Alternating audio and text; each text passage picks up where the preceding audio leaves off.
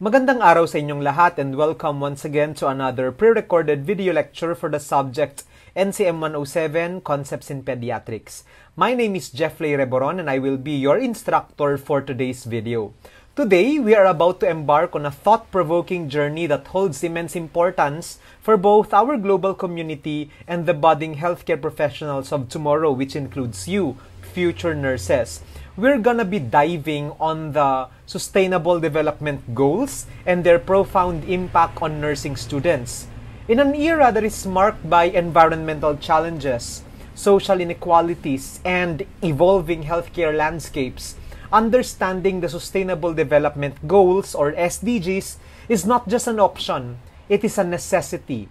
These 17 interlinked goals set by the United Nations serve as a blueprint for a better, more sustainable future for all of us.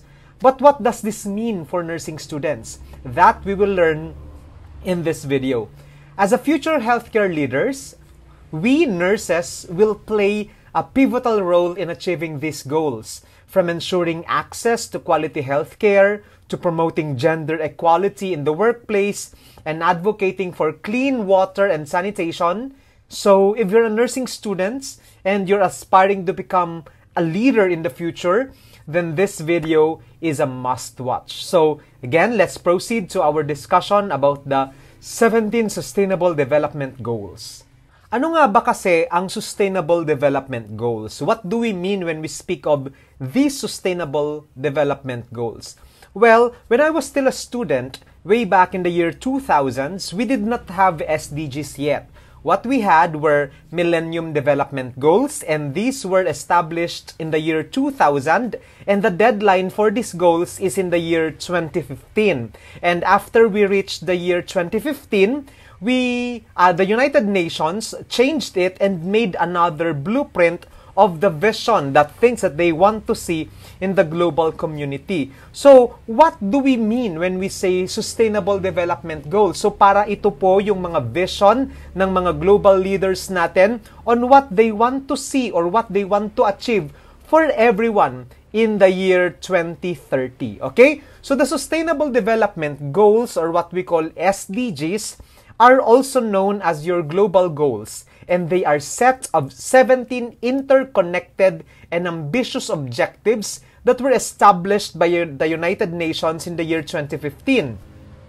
The SDGs that we have right now are designed to address a wide range of global challenges that includes poverty, inequality, environmental degradation, peace and prosperity, and they aim to create a more equitable, a more sustainable, and prosperous world for all by the year 2030. So again, we are trying to make this world a better place for everyone, for the future generation. And these Sustainable Development Goals are the vision of the United Nations for everyone. And the deadline will be on the year 2030.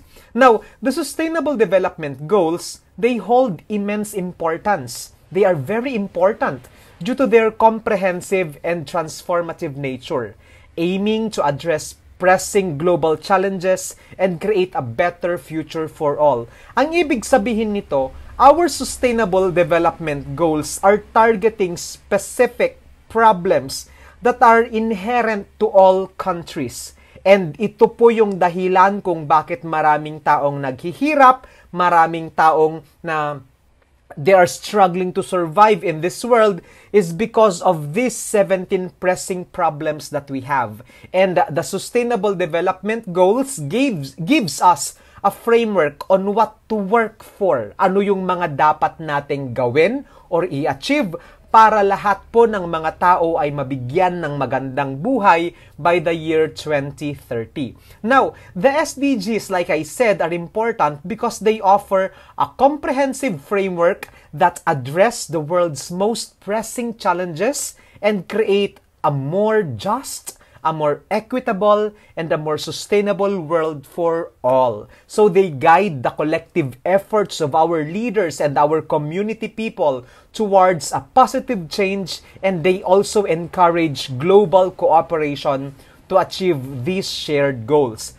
Always remember po that all countries are interconnected and all of these sustainable development goals are also the goals of other countries. So, because we have the same goal, there is a possibility for collaboration of one country with the other because they are targeting the same problems. So that is the beauty of sustainable development goals created, of course, by the United Nations in the year 2015, and the deadline for this is year 2030. Now, what are the specific sustainable development goals? Like I said, we have 17. And goal number 1 is to eliminate poverty. No poverty. Which means economic growth must be inclusive to provide sustainable jobs and promote equality. Hanggang ngayon po, meron pa rin pong tatsulok wherein in the base of that triangle lie majority of the people who are still in poverty, and on the tip of the triangle are those people who are rich and are living a life of comfort. Ang gusto po ng Sustainable Development Goals is to make a world that is equal for all. There is no rich or poor, there is no poverty, wala pong mga taong nabubuhay sa kahirapan. SDG 1 is about ending extreme poverty everywhere. And this is really important because when people are very poor, it can harm their health. Always remember that those people who have no resources, financial capacity, will have a very detrimental health because they don't have the means to help themselves attain health and well-being.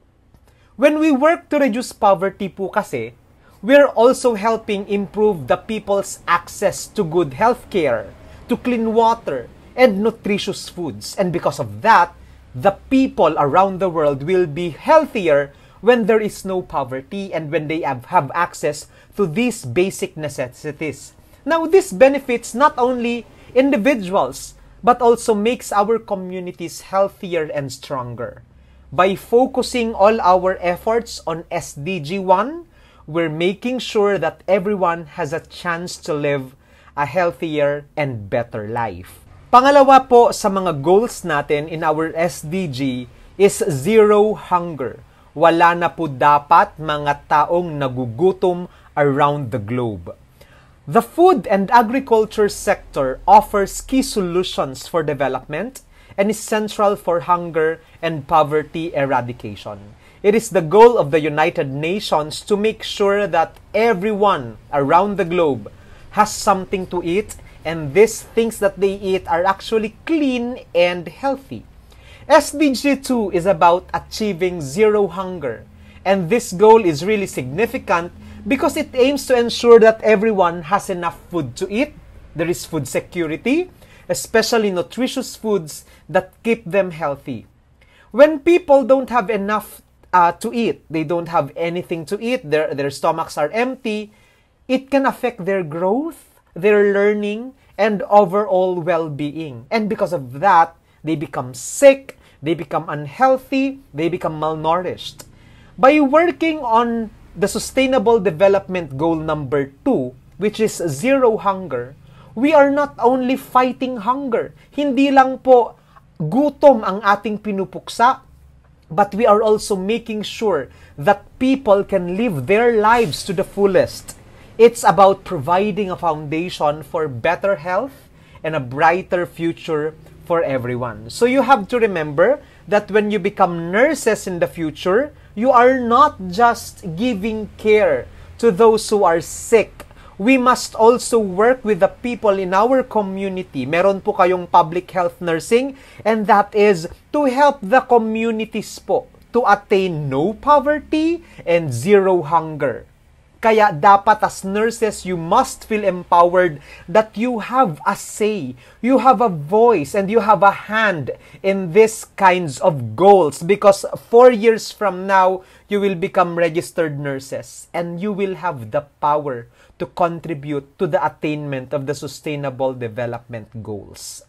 Most nurses believe that our efforts should only be focused on Sustainable Development Goal number 3, which is good health and well-being. Tama nga naman po sila that us healthcare professionals must direct all our efforts in ensuring healthy lives and promoting the well-being for all at all ages, and this goal is essential to sustain development. Okay?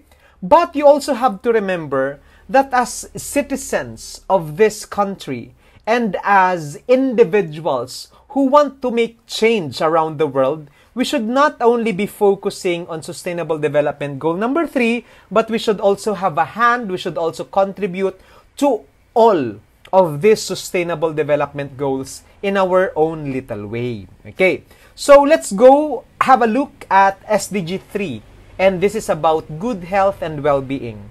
This goal is super important because being healthy is the foundation for a happy, healthy life. It means having the right medical care when people are sick, having access to medicine, and getting vaccinated to stay safe from diseases. When people in our community are healthy, they can go to school, they can go to work, and enjoy life more. They can become more productive. By focusing on Sustainable Development Goal number 3, we're making sure that everyone has the chance to be healthy and live their lives to the fullest. That is the reason why there are so many programs and projects of the Department of Health, the World Health Organization, bringing healthcare services to the community. We are making sure that everyone in our country, everyone around the world, will receive the best healthcare services that are free, especially to those who are underserved, underprivileged, and those who are very poor. Kaya nga po meron tayong mga programs na Doctors in the Barrio.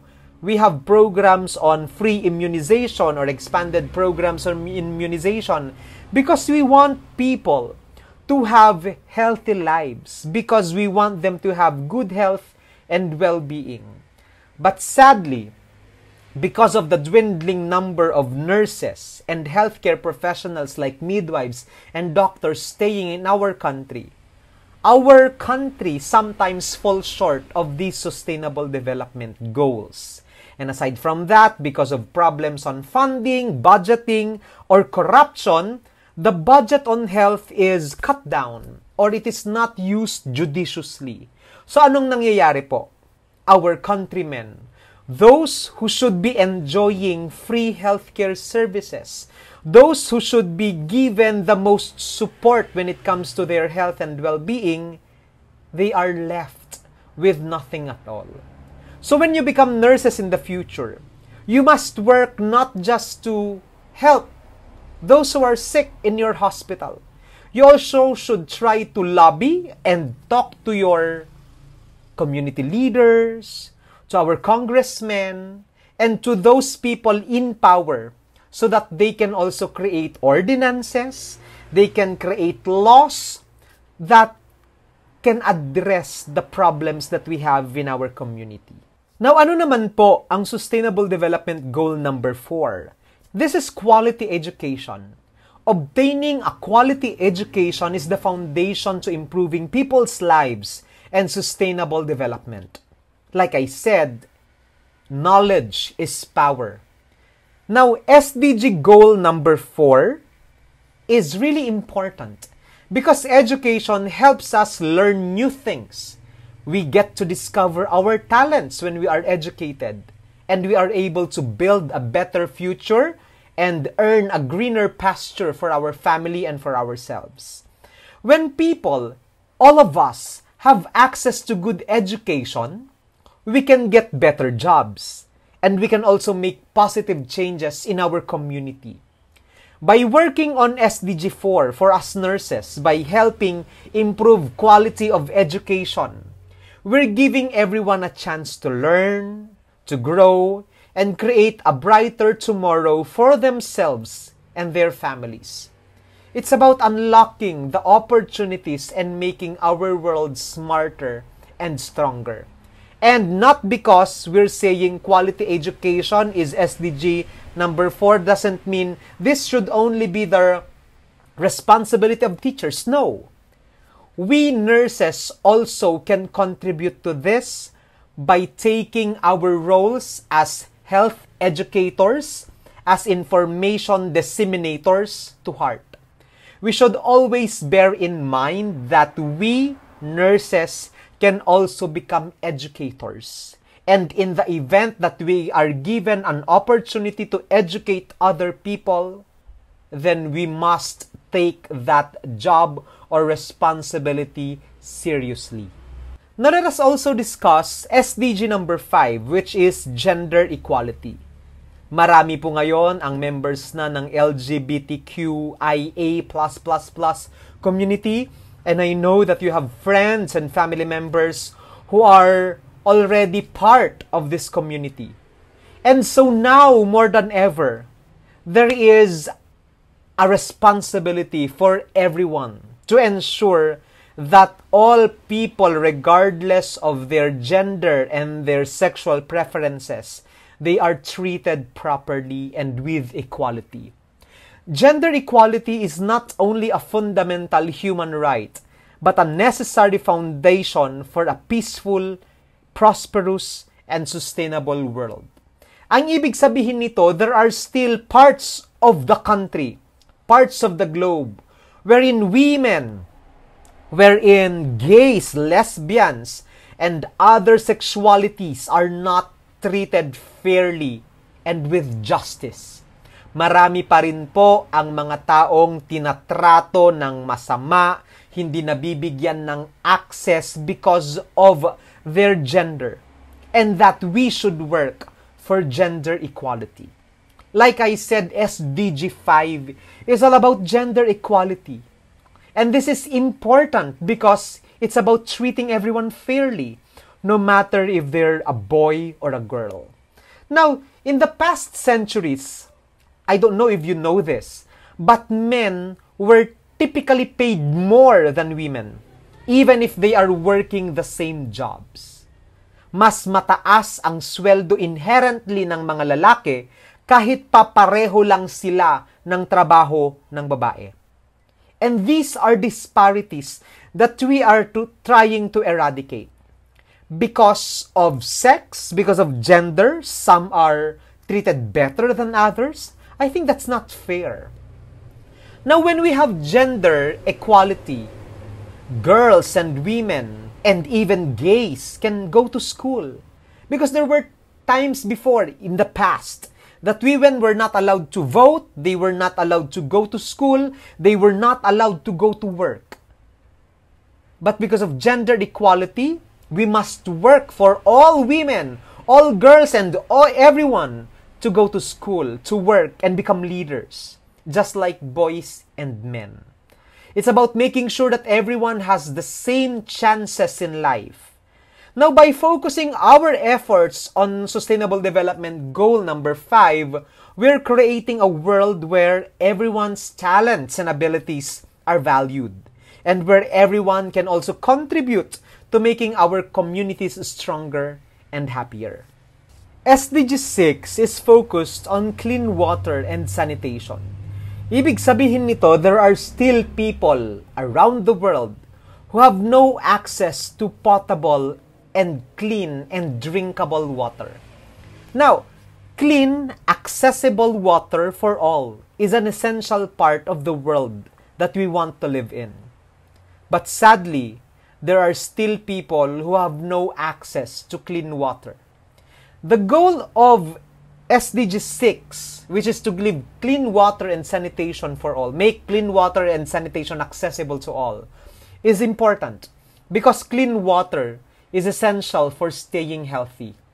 Di ba ang tubig, ginagamit natin yan pang-inom, panglinis ng katawan, paghugas ng ating mga kubyertos na kinakainan, paglaba ng ating mga gamit. Water is essential for our survival. When people have no access to this basic necessity, this basic need, ang mangyayari is they tend to become unhealthy or they die. But when people have access to clean water and proper toilets, it prevents diseases and helps communities grow, develop, and thrive. It's also about taking care of our environment by using our water wisely.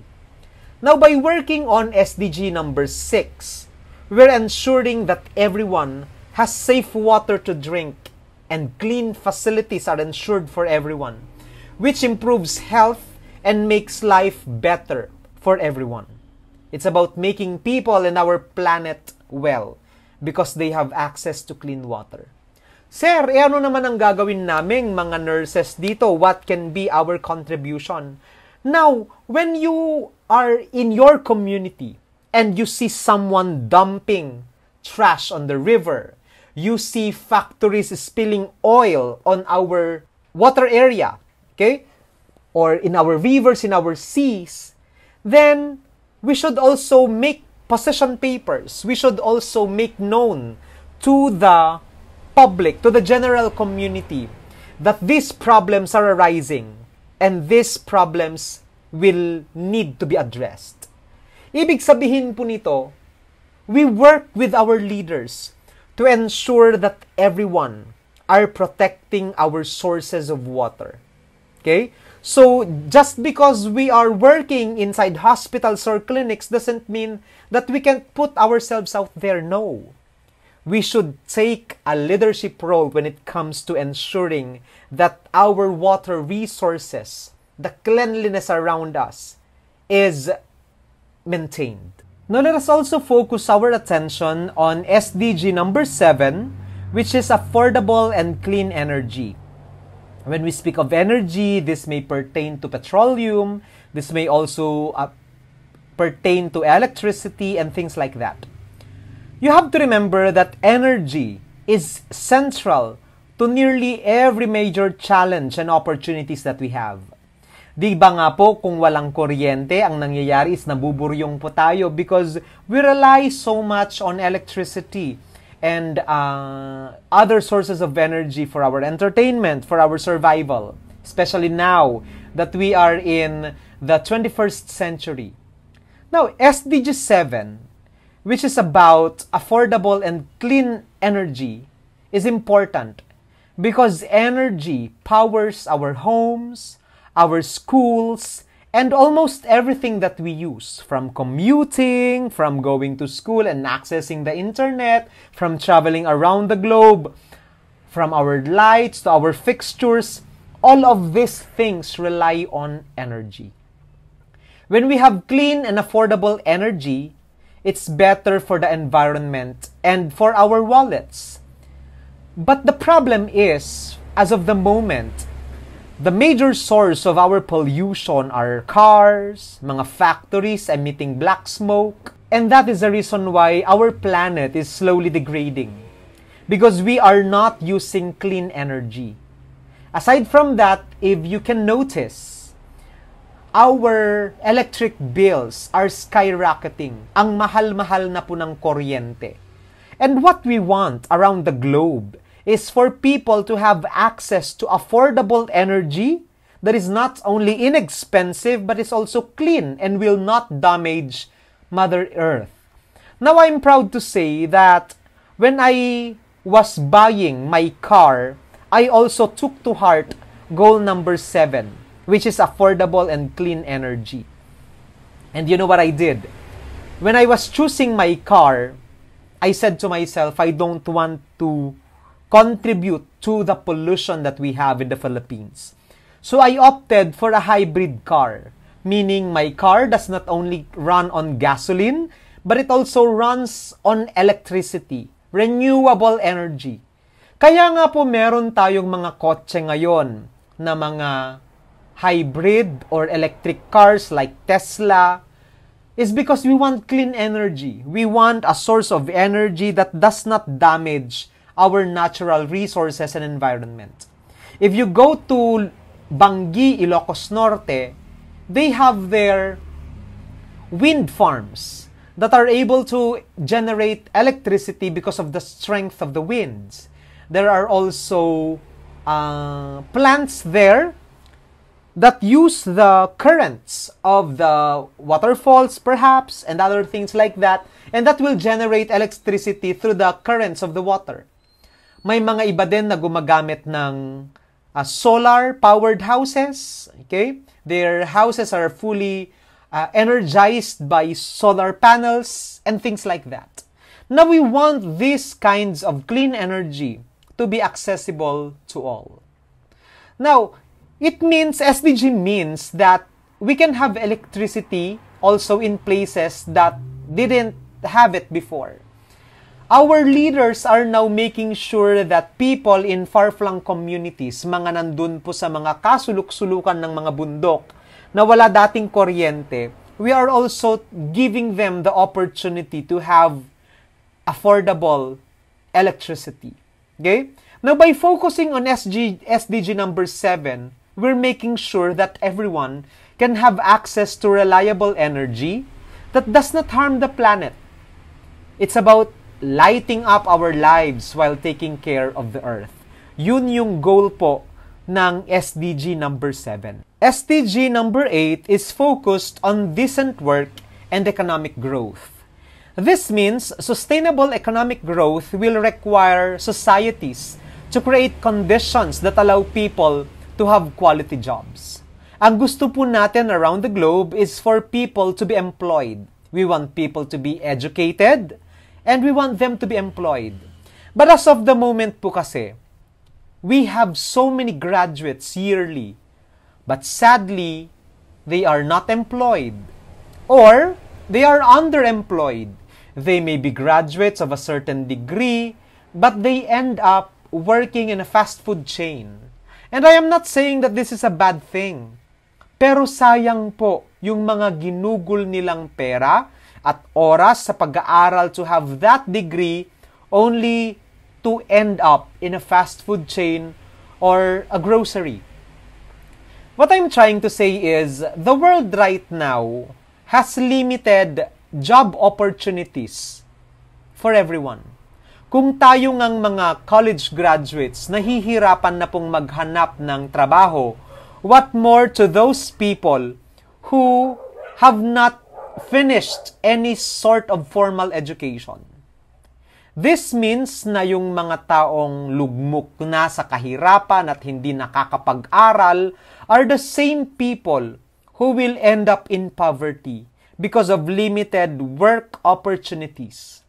And when a country has limited people who are productive dahil wala naman po silang trabaho, the economic growth of that country will suffer. Kaya nga po sa Pilipinas, marami sa atin ang naghihirap dahil marami pong walang trabaho. And because of that, people are leaving our country to find better jobs and opportunities across seas. Kaya nga ang Pilipinas, patuloy na naghihirap. And SDG number 8 is about giving people decent job and economic growth. This goal is important because it's about having good jobs that pay fairly and help people support their families. Kasi kung marami pong trabaho sa Pilipinas, sa country natin, around the world, kung marami pong opportunities ang lahat ng tao, what will happen is that people will not be forced to do bad things. Walang papasok ng prostitusyon, walang mag-human trafficking, walang magbebenta ng drugs. You know, those kinds of things. When there are opportunities for work and businesses can grow, it makes our communities stronger. Kung lahat po tayo may trabaho, wala pong maghihirap. It's about making sure that workers are safe and treated well. By working on SDG number 8, we're creating a world where everyone can have a job that helps them live a better life, and where economies can grow in a way that benefits everyone. Ang gusto po natin, hindi lang po yung mga mayayaman ang yumayaman. We also want those people who are in poverty to fend for themselves because they have a decent job. SDG 8 is about building a brighter future through work and economic progress. Now let's talk about goal number 9, which is industry, innovation, and infrastructure. investments in infrastructure are crucial to achieving sustainable development goals. As you can see, those countries that have towering factories, they have advanced technologies, they are innovating their railway system, their electronic company, and even their communication. They are the ones who are developed. Their economies are booming. But in terms of countries like the Philippines and other third world country, we don't have that kind of technology. Those industries we don't have. Those infrastructures, they are nowhere to be found in our country. And that's the reason why our country is still struggling in its pursuit for economic independence and economic progress. Now you have to remember that SDG 9 is about industry, innovation, and infrastructure. And this is important because it's about creating better ways to make things and improving our cities. Lagi niyong tatandaan that when we have innovation and good infrastructure, we have new technologies coming in, we have better buildings and factories and things like that, it can help our economy grow and it makes life more convenient for everyone. Like, for example, when you look at our MRTs and LRTs, ang dami pong problema. Marami pong nalilate, kaya ang tendency, most of the people in Manila are buying their own cars. And because of that, it causes traffic. Ang nangyayari, nagkakaroon pa ng pollution. So, as you can see, if we have better infrastructure, if we innovate, if we have better industry for everyone, it makes our lives easier. Okay? It's about using technology to solve problems and protect the environment. By working on SDG 9, we're making sure that our world becomes smarter, more efficient, and better connected. And SDG 9, when we work for it, it's not only about focusing on technology, but it's more about building a future that is modern, that is sustainable, and that is beneficial for all. Kasi hindi po natin maikakaila that technology is here to stay. And technology can make our world a better place to live in. Especially if our leaders are taught to use or harness technology in a way that can better the lives of many. So dapat po, pag kayo ay buboto ng inyong mga senador, congressman, and other people in power, you have to make sure that these individuals are proactive and forward thinkers. Kasi we can only attain industry, innovation, and infrastructure on a national level kung yung mga tao po na iboboto natin ay naniniwala sa importance and contribution ng technology to improve the lives of people and the economic standing of the Philippines. Pag-usapan naman po natin ang goal number 10, which is reduced inequality. To reduce inequalities, policies should be universal in principle, paying attention to the needs of disadvantaged and marginalized populations. Ang ibig sabihin nito, up until now, there are still policies that we have, laws that favor one race over the other. There are still ordinances and mga batas na ang ginagawa ay pinapaboran yung iba or dinidisregard naman yung mga minority. Now you have to remember that SDG 10, which is to reduce inequality, is really important because it's about making sure that everyone is treated fairly and has the same chances in life. Dati po, wala tayong mga women's and children's desk, protection desk. Pero as of the moment, we already have those kinds of services. Dati kung yung isang babae, binubugbog ng asawa, natatakot siyang pumunta sa pulis kasi ang sasabihin, puro mga lalaki lang naman yung mga nandun sa police station and no one will understand me. So, these women who are battered will stay with their husbands and will stay mum to the situation. Hindi sila magsasalita because they feel like they're not protected by law. But as of the moment, we already have Women's and Children's Protection Desk wherein sa lahat po ng mga police stations, mayroon ng mga babaeng police officers who can cater to the needs of this vulnerable population. Isa lang po ito sa mga kailangan nating i-push forward na mga advocacies and initiatives because there is still a lot to do when it comes to protecting people and making sure that we have reduced inequality. Now, sir, bakit natin kailangan gawin ito? When we reduce inequality, it means that no one is left behind, no matter where they come from or from who they are, or I mean from where they come from and for who they are.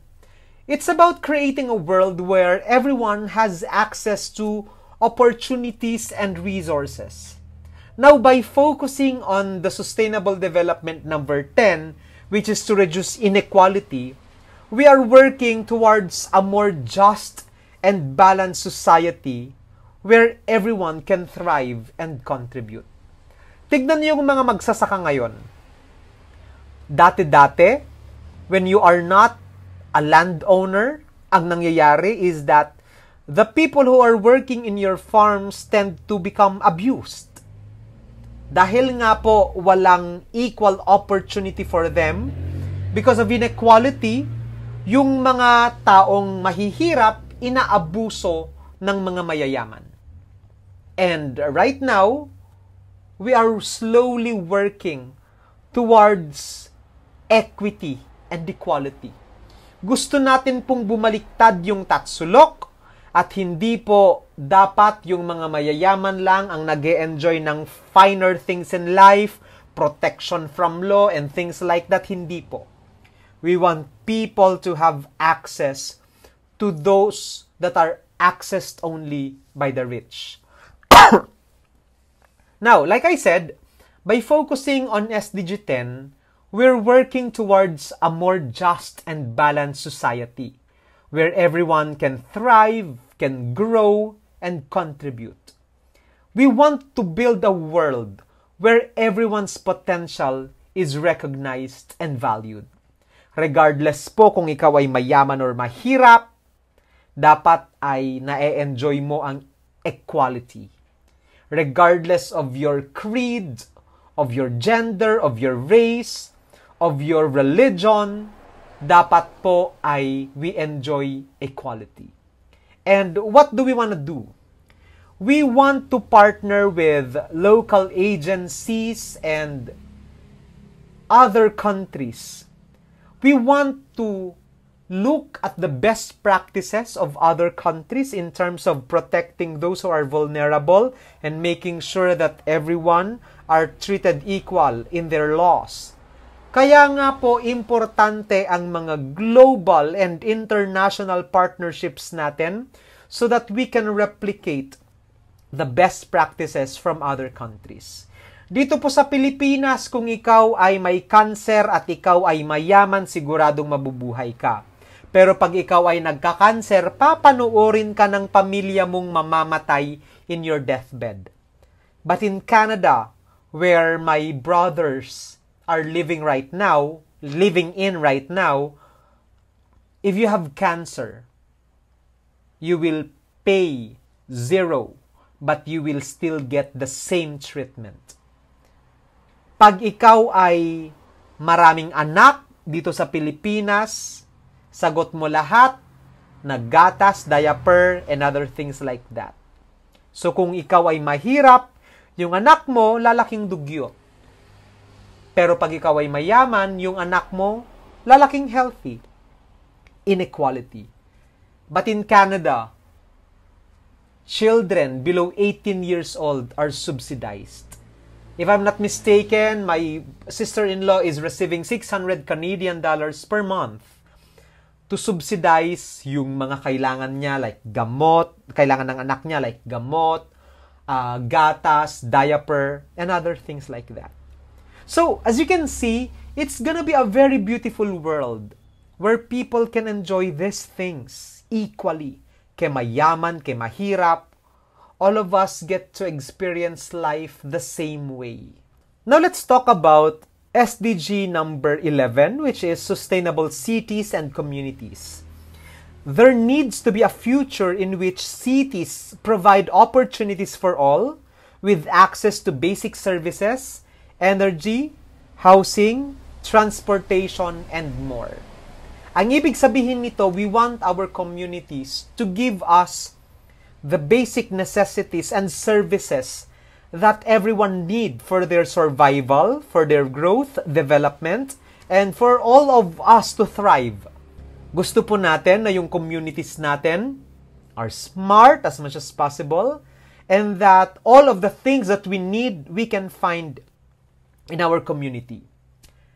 SDG 11, I should say, holds great importance because it focuses on creating sustainable cities and communities, and by making our cities more livable and eco-friendly, we improve people's quality of life. This goal addresses urban challenges like pollution, inadequate housing, and congestion. Now, tignan mo po, pag naglakad ka sa Metro Manila, ang gagawin mo is, you will hug your bag for fear of being snatched, or baka ma-hold up ka, kaya mabilis kang maglakad. But when we go to BGC, to Taguig, where it's a sustainable city, maganda yung community doon. Kahit na maglakad kang mag-isa, you know that you're safe. You know that no one will harm you. Na walang mga eskanita doon that is not properly lighted, kaya hindi ka matatakot. Na cops or policemen are visible, na may mga CCTVs. We want people to live in those kinds of communities so that they will feel protected and that they will feel well and safe. Okay? Gusto po natin yon. In Taguig, children are given laptops and computers, and from head to foot, yung mga uniforms ng mga estudyante doon, they are given for free by their local government unit. Mga notebooks nila pare-pareho, may mga ballpen silang pare-pareho, because they live in sustainable cities. Kung kaya ng Taguig, dapat din ay kaya ng mga ibang cities and communities around the globe. Now, this goal, although this is far-fetched, mahirap yatang mangyari, sir, pero kayang gawin ng iba. Bakit kaya hindi kayang gawin dito sa Pilipinas or dito sa probinsya natin?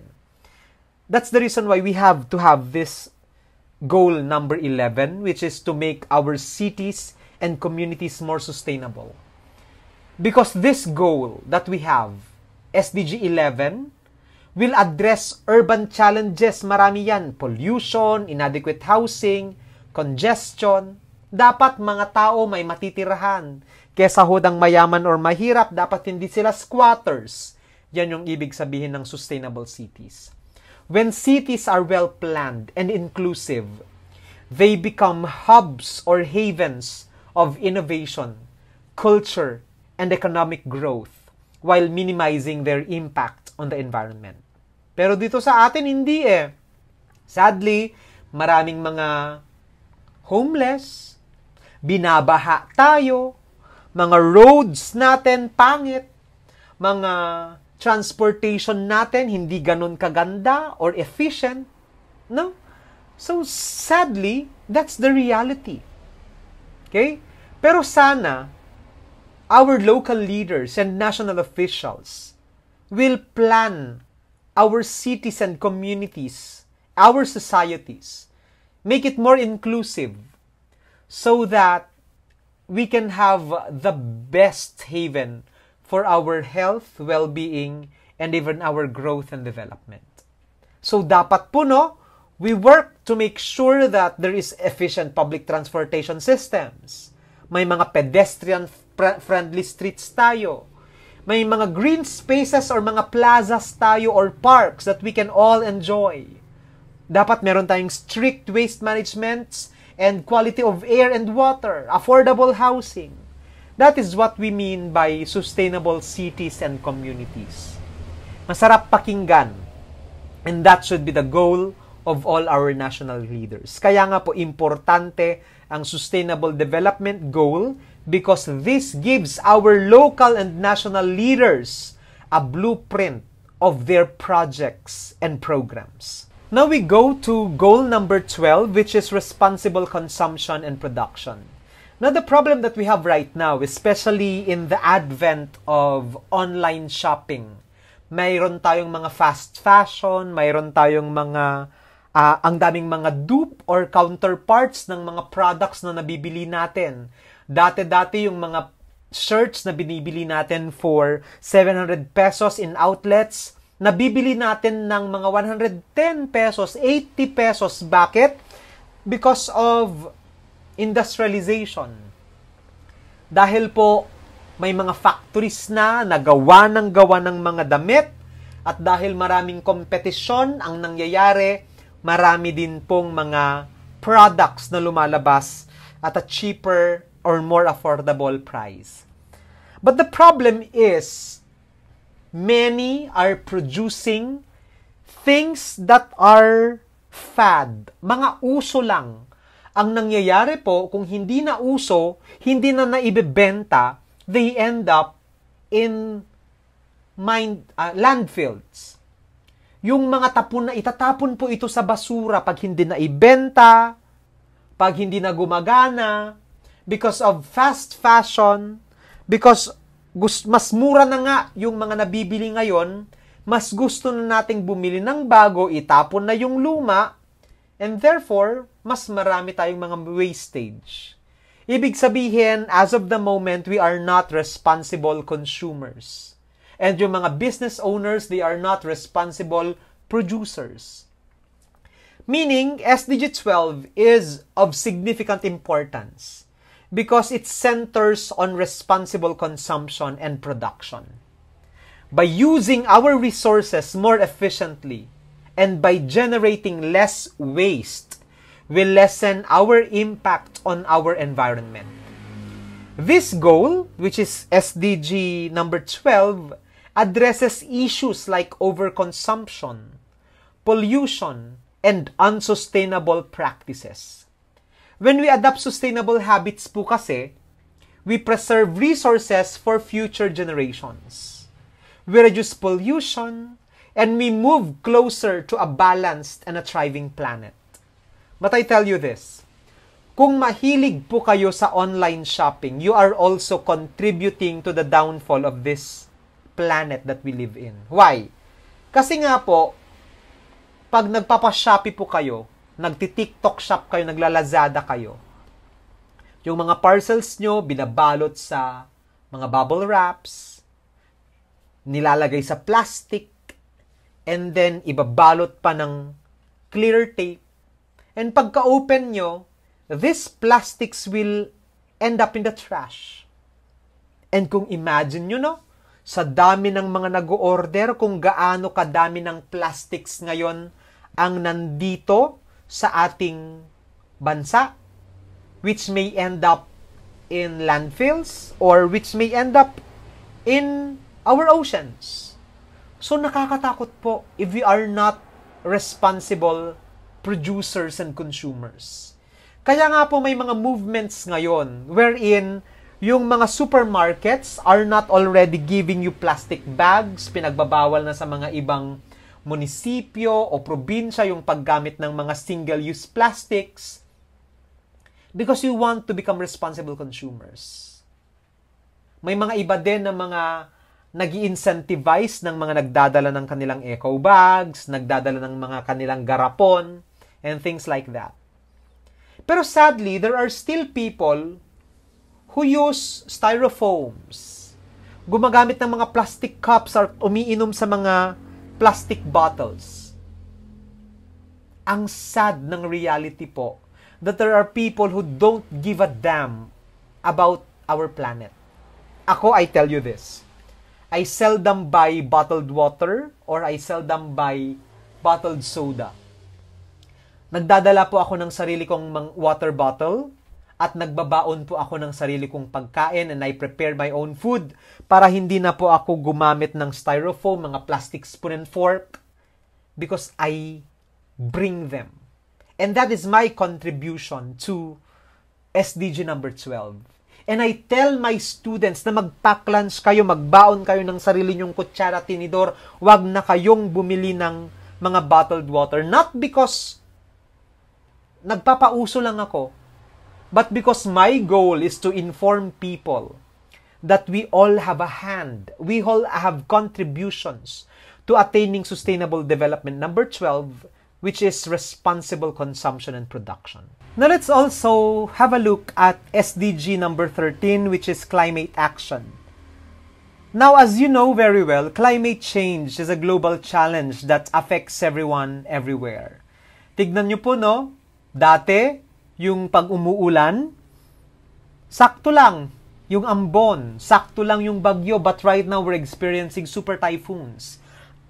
We also see cities being flooded, our icebergs melting. Meron pong mga wildfires in California, in Hawaii, even in Canada. Why are these things happening? Because of global warming, because of climate change.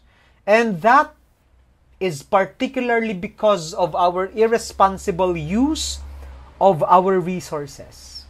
Kaya kailangan po nating makiisa in the attainment of SDG goal number 13, which is climate action, which holds immense importance as it focuses on preserving our environment and making sure that the damages that we have caused Mother Earth will no longer push forward. By addressing climate change, we safeguard our planet's future.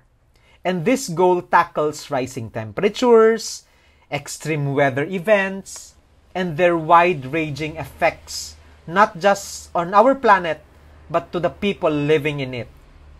When we take meaningful steps to reduce emissions, or we transition to clean energy, imbes na gumamit tayo ng kuryente, gagamit na lang po tayo ng solar panels or mga other sources like that, and we protect our ecosystem, we can contribute to a stable climate, and we ensure a habitable world for current and future generations.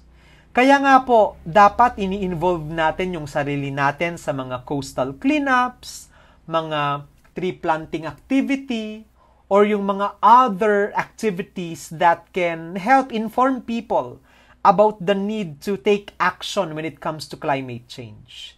Dapat po tayong mga nurses din ang mga frontliners in these kinds of activities, because you have to remember na according sa ating Florence Nightingale, that the environment can make or break a person's health and well-being.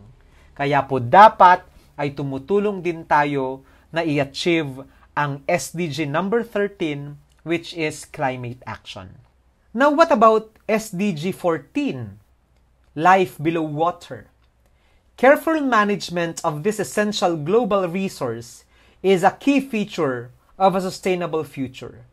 Ibig sabihin, pinangangalagaan po natin ang ating yamang dagat. But as of the moment, we can see that there are plastics underwater. May mga turtles pong namamatay because of the straws that we use, which are lodged on their nostrils. Nakakalungkot man pong isipin, pero nangyayari na po ito talaga because of our irresponsibility as human beings. SDG 14 is incredibly important because it focuses on life below water. And by protecting our oceans, our seas, and the marine life, we ensure a thriving ecosystem. Lagi niyong tatandaan na ang SDG number 14 addresses issues like overfishing, pollution, and habitat destruction. When we conserve our marine resources, we promote sustainable fishing. We reduce water pollution. And we help maintain biodiversity, supporting livelihood, and secure health of our planet's blue heart, which is the ocean. Lagi niyo pong tatandaan that if you become leaders in your organizations, dapat po ay isama niyo ito sa inyong mga project proposals, ang mga mag-coastal cleanup, or mag-educate kayo sa mga coastal communities, because it should also be our priority to preserve not just the life above water, but also below it. We also have SDG number 15, which is life on land.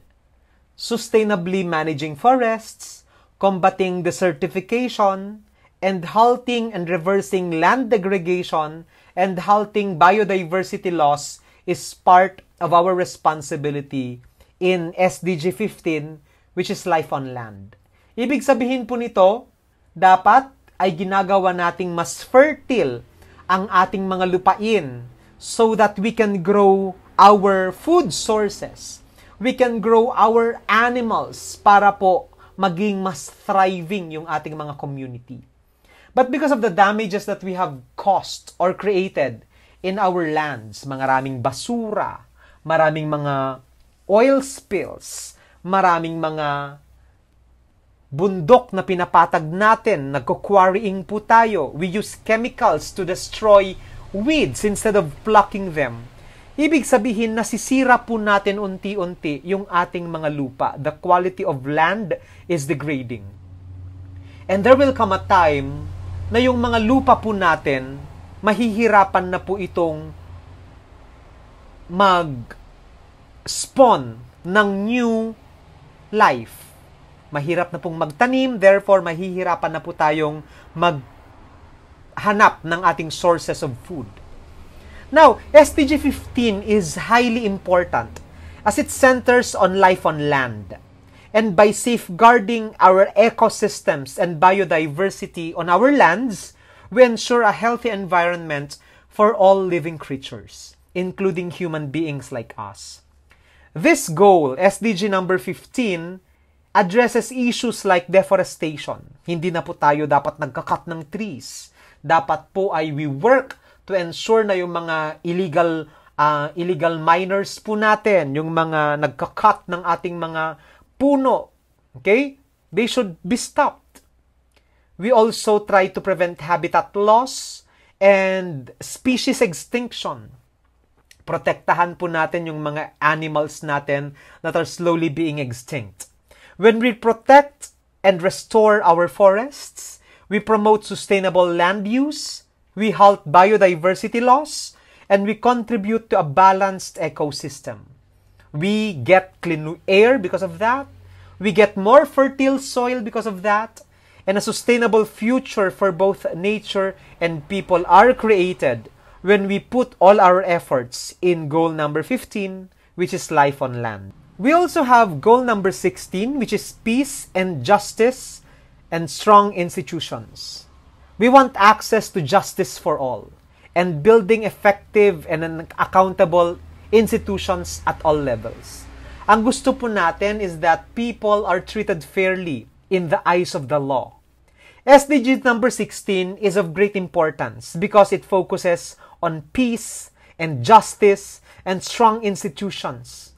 And by promoting fairness and reducing violence and ensuring that people have access to justice, we create a more stable, a more peaceful, and a more just world. This goal addresses issues like corruption, inequality, and lack of access to legal systems. Kasi as of the moment, yung mga mayayaman po, they can evade the law. They can evade the consequences of your actions. Seldom will you be able to see rich people going behind bars for the heinous crimes that they create or they do or commit. Pero yung mga mahihirap, nagnakaw lang ng kakaining bigas, kulong agad. That's how unfair our justice system is. And it is the goal of the United Nations to make sure that all of us are treated fairly in the eyes of the law. Okay? When we establish effective and accountable institutions, and when we fight corruption, and when we uphold human rights, and we ensure equal access to justice, we are able to pave the way for a peaceful society where individuals can thrive and grow without fear or discrimination. Kaya po importante din ang goal number 16, peace and justice and strong institutions. And last but not the least is goal number 17, which is partnership to achieve the goal. We have to revitalize our global partnerships to the attainment of our sustainable development goals. Lagi niyong tatandaan that no man is an island and we are only as strong as we are united, according to J.K. Rowling. Now, what am I trying to say? SDG number 17 is incredibly important as it centers on partnerships for the attainment of these goals. And by working together, one country with the other, we can achieve all the other sustainable goals that we have set for ourselves for the year 2030. Now, this goal, number 17, emphasizes on collaboration between countries, between organizations, between communities and individuals. And when we foster global partnerships, when we share our knowledge and best practices, when we share our resources and expertise, and when we mobilize our human resources, and when we support developing countries, we are able to amplify collective efforts to create a more sustainable and equitable world, leaving no one behind.